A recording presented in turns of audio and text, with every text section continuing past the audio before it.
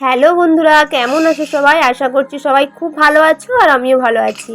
Moon blogging লাইফস্টাইলে তোমাদের সবাইকে অনেক ওয়েলকাম জানাই। এটা হচ্ছে রাতের ভিডিও।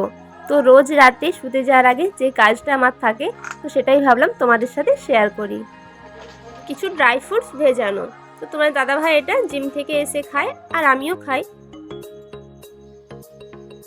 পাপা, আই পাপা, কই রে? এই কই রে? ওঠ, দেখো এখনো উঠেনি, আটা আজ দিয়ে আসছে। ওঠ, কই রে? এই কই রে? এই এই ও আর প্রথমেই বলি সবাইকে গুড মর্নিং। তো প্রিয়মকে ঘুম থেকে তুলে ওকে ব্রাশ করিয়ে দিয়েছি, আর এদিকে আমি চা বিস্কিট মুড়ি নিয়ে চলে এসেছি। আর সকালের মোটামুটি সমস্ত কাজকর্ম আপাতত সারা হয়ে গেছে, তো পুরোটাও এখনও সারা হয়নি। তো সকালের জলখাবারটা এখনও বানানো হয়নি। চা খেয়ে নিই, তারপরে প্রিয়মকে জল বিস্কুট খাইয়ে দেবো। তো তারপর সকালের জলখাবারটা বানাবো। আর যেহেতু এখন ঠান্ডাটা পড়ে গেছে, তাই দেখো আমি এদিকে চাদরটাও কিন্তু নিয়ে নিয়েছি গায়ে। আর সকালের জলখাবারটা খেতে খেতে আমার প্রায় 11টা থেকে 11:30 বেজে যায়। তো সেই জন্যই আমি চায়ের সাথে অল্প করে মুড়ি খেয়ে নিই। যেহেতু ঠান্ডা পড়ে গেছে, তাই প্রিয়মকে সকালে না ঠান্ডা জলটা দিই না, ওকে একটু গরম করেই দিই। আর ও গরম জলটা খেতেও খুব ভালোবাসে। তো খুব একটাও গরম না, একদম হালকা সীমিত একটু গরম, সেটাও খেতে পারবে। তো এই যে জল বিস্কুটটা ওকে খাইয়ে দিচ্ছি, আর আমার চা মুড়িটাও এদিকে খাওয়া হয়ে গেছে। আর প্রিয়মকে জানো তো এই সকালের জল বিস্কুটটা খাওয়াতে আমার যে কতটা সময় লাগে। তো দেখো ড্রাই ফ্রুটসটা আমি ধুয়ে নিয়েছি। তো তোমার দাদাভাই আসলে জিম থেকে, তো ওকে দিয়ে দেবো আর আমিও খেয়ে নেব। আর এই যে শীতের বড় বেগুন নিয়ে এসেছিলো কালকে, তো ভাবলাম ওইটাই একটু বেগুনি করব। আজকে একটু গোল গোল করে কেটে করেছি। আর কি বলতো, বেগুনিটা সব দিনই লম্বা করেই বেগুনগুলো কাটি, তো আজকে ইচ্ছে হলো একটু গোল গোল করে বেগুন কেটে তো সেগুলোই বেগুনি করব। আর এই যে তোমার দাদাভাই খেয়ে দিয়ে দোকানে চলে গেছে, আর এই যে প্রিয়মের জন্য আমি এখানে দুটো বেগুনি করে নিয়েছি। তো এইদিকে প্রিয়মের খাবারটা আমি নিয়ে চলে এসেছি। তো আজকে ওকে বেগুনি দিয়ে মুড়ি খাওয়াবো। আর ওই জানো তো এই ধরনের খাবার খেতে খুব ভালোবাসি। আমরা যেহেতু এখন খাবো না, তাই আমাদেরটা ভাজলাম না, তোমার দাদা ভাইয়েরটা আর প্রিয়মেরটা ভেজে নিয়েছি। তোমার দাদা ভাই খাওয়া দাওয়ার দোকানে চলে গেছে।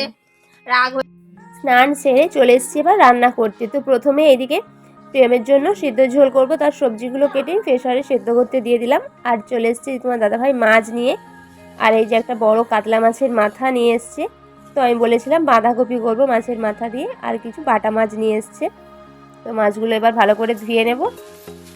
আর আজকে হচ্ছে রবিবার, আজকে প্রিয়ম বাড়িতেই থাকবে। তো সেই জন্যই তোমার দাদাভাইকে বলেছিলাম বাজার থেকে কিছু ফল নিয়ে আসবে, তো যেহেতু বাজারে যাচ্ছে। তো এই যে কিছু কমলা লেবু নিয়ে এসেছি, তো তারই একটা তোমার দাদাভাইকে দিয়ে দিলাম দোকানে নিয়ে যাওয়ার জন্য। তো নিয়ে গিয়ে খেয়ে নেবে। আর এই যে দুটো রেখে দিলাম, প্রিয়ম খাবে, আমিও খাবো। আর আগে জানো তো ও এই লেবুটা মানে কমলা লেবু বা মৌসুমি কোনোটাই খেতে পছন্দ করতো না। ওকে আপেলের জুসটা খাওয়াতাম আর বেদানার জুসটা খাওয়াতাম। আর এই শীতে দেখছি ও লেবুটা কিন্তু কয়েকবারই নিয়ে আসলো, তো কয়েকবারই ও লেবুটা খেতে খুব পছন্দ করছে। তো সেই জন্য তোমার দাদাভাইকেও বললাম তো লেবুটা নিয়ে আসবে, খেতে যখন পছন্দ করছে। আর এদিকে আমার মাছগুলো ভাজাও হয়ে গেল। আর এই যে এবার বড় মাছের মাথাগুলো ভেজে নিচ্ছি।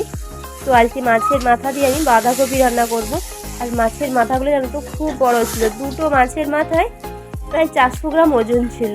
তো এতটাই বড় ছিল মাছের মাথাগুলো। আর হাত থেকে একদম ছিটকে পড়েও গেল আবার করার মধ্যে। আর এদিকে আমার দেখো মাছের ঝালটাও দেখো ফুটে গেছে। তো এবার মাছগুলো দিয়ে দিলাম, আর মাছের ঝালে দিলাম আদা রসুন পেঁয়াজ বাটা, আর অল্প কিছু সর্ষেও দিয়েছি। আর এদিকে বাঁধাকপিটা কেটে নিয়েছি, এবার এটা সেদ্ধ করতে বসাবো। আর আজকে জানো তো বাঁধাকপিটা একটু বেশি করেই করছি, সেই জন্য বড়ো প্রেসারে দিলাম। তো তোমার দাদাভাই বলেছে রাতেও বাঁধাকপি দিয়ে রুটি খাবে, তো সেই জন্যই বেশি করে করলাম। আর এই যে মাছের ঝালটা আমার হয়ে গেছে, আর ওপর থেকে একটু ধনেপাতা কুচি দিয়ে দিয়েছি। চলো এবার নামিয়ে ফেলি। আর তোমাদের দাদাভাই মাছের মাথা দিয়ে বাঁধাকপির তরকারি খেতে খুব ভালোবাসে। আর প্রিয়মের ঝোলটাও এদিকে হয়ে গেছে। এদিকে বাঁধাকপিটা সেদ্ধ করতে বসিয়ে দিয়েছি। চলো বাঁধাকপির মশলাটা আমি রেডি করে নিই। তো প্রথমেই তেলের ওপর পেঁয়াজ দিয়ে দিলাম, পেঁয়াজটা ভাজা হোক। আর বাঁধাকপিটা আমি কিন্তু খুব বেশি সেদ্ধ করবো না, জাস্ট একটা সিটি দিলে আমি নামিয়ে ফেলবো। আর প্রথম প্রথম যখন রান্না করতাম বাঁধাকপি, তো তখন আমি কী করতাম, প্রায় 2-3টে করে সিটি ফেলে দিতাম। তো কী হতো, রান্নার শেষে দেখা যেত বাঁধাকপিটা প্রায় গলে গেছে।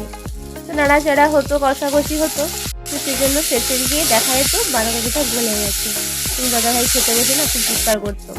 তো সেই জন্য আমি ঠিক করলাম তখন থেকে যে বাঁধাকপিটা আমি বেশি সেদ্ধ করবো না, জাস্ট একটা সিটি ফেলেই নামিয়ে তুলবো, কেননা কষার সময় বেশ নাড়াচাড়া হয়। তো সেই জন্যই তখন আর এতটাও গলাগলি লাগবে না।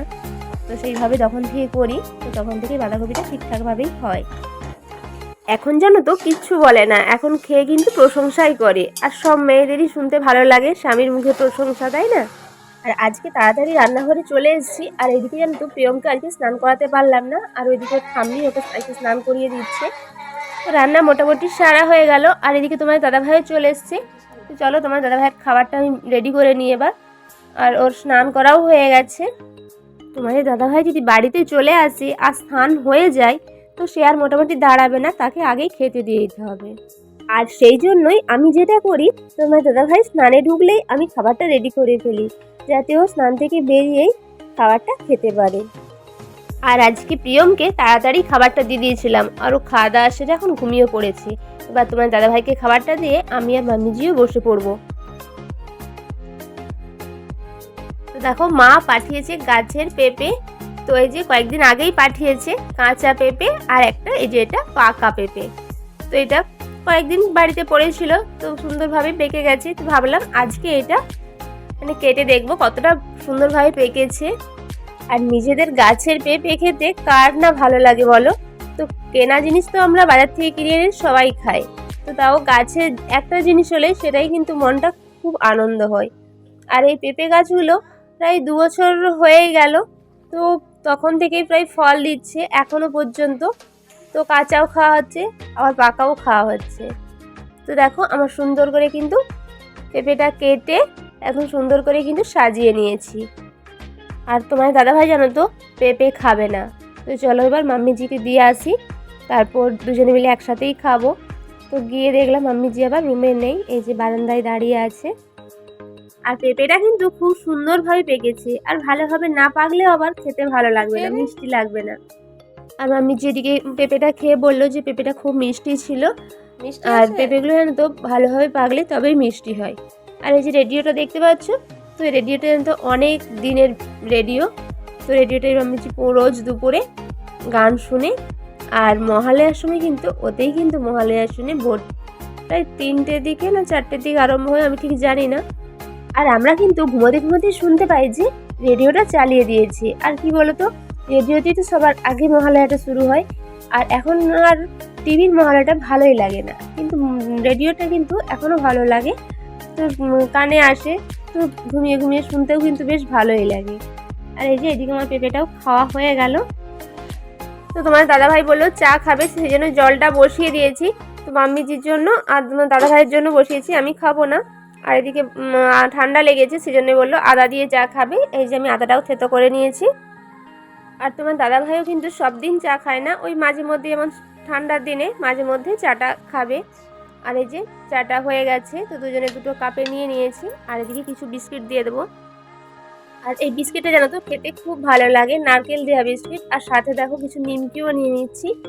আর তোমার দাদাভাই আবার চা খেয়ে একটু বাজারে যাবে, কিছু জিনিস আনার আছে, তো সেগুলোই এনে দিয়ে তারপর দোকানে যাবে। তো এই যে আমার রান্নাঘরে কিছু দরকারি জিনিস আনার ছিল, যেমন এই যে আটা, যেটা আমাদের রেগুলার লাগে। আর এই ঠান্ডার দিনে আমাদের এই আটা ছাড়া একদিনও চলবে না। আর আছে সয়াবিন, চানাচুর আর রিফাইন অয়েল। তো আমি দুধ বিস্কুটটা রেডি করে নিয়েছি, চলো ওকে এবার খাইয়ে দিই। অনেকদিন জানো তো মশলা মুড়ি খাওয়াই হয় না, আর এই শীতকাল আসলে মশলা মুড়ি খেতে কার না ভালো লাগে। আর আজকে জানো তো মশলা মুড়ি খেতে খুব ইচ্ছে করছিল, আর বাড়িতে শশাও ছিল না, তাই ভাবলাম যে কয়েকটা জিনিস আছে সেগুলো দিয়েই বানিয়ে ফেলবো মশলা মুড়ি। এখন ওই 6:30টার মতো বাজে। তো প্রিয়ঙ্কা আমি দুধ বিস্কুট অনেক আগে খাইয়ে দিয়েছি, তো এখন পড়াশোনা করছে, আর মাম্মিজি ওর কাছে বসে আছে। তো রাতে রুটি আমার হয়ে গেছে। তো তোমার দাদাভাই তো অনেক আগেই দোকান চলে গেছে, প্রায় 1 থেকে 1.5 ঘন্টা আগে। তো চলো এবার আমি তরকারিটা বানাবো। আর আজকে ভাবছি একটু অন্য কিছু বানাবো, মুসুর ডাল দিয়ে আর আলু দিয়ে একটু অন্য কিছু। তো নতুনত্ব কিছু বানাতে আমার তো খুব ভালো লাগে, আর নতুনত্ব কিছু করে সবাইকে খাওয়াতেও না খুব ভালো লাগে। তো চলো তোমরা ভিডিওটা দেখতে থাকো।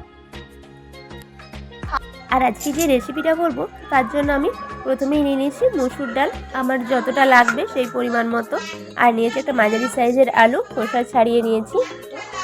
আর রুটি দেখো হয়ে গেছে।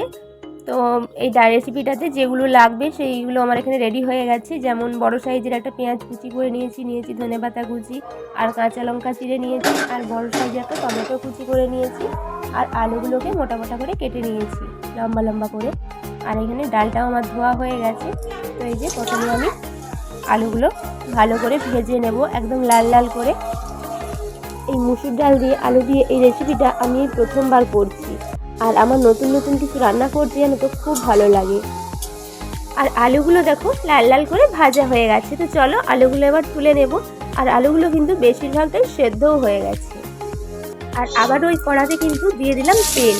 তো আজকে আমি সাদা তেলে রেসিপিটা করবো। তো প্রথমে দিয়ে দিলাম তেলের ওপর দিয়ে দিলাম জিরে, আর এবার পেঁয়াজটা যেটা কুচি করে রেখেছিলাম তো পেঁয়াজটা দিয়ে দিলাম, আর পেঁয়াজটাকে ভালো করে ভেজে নেব।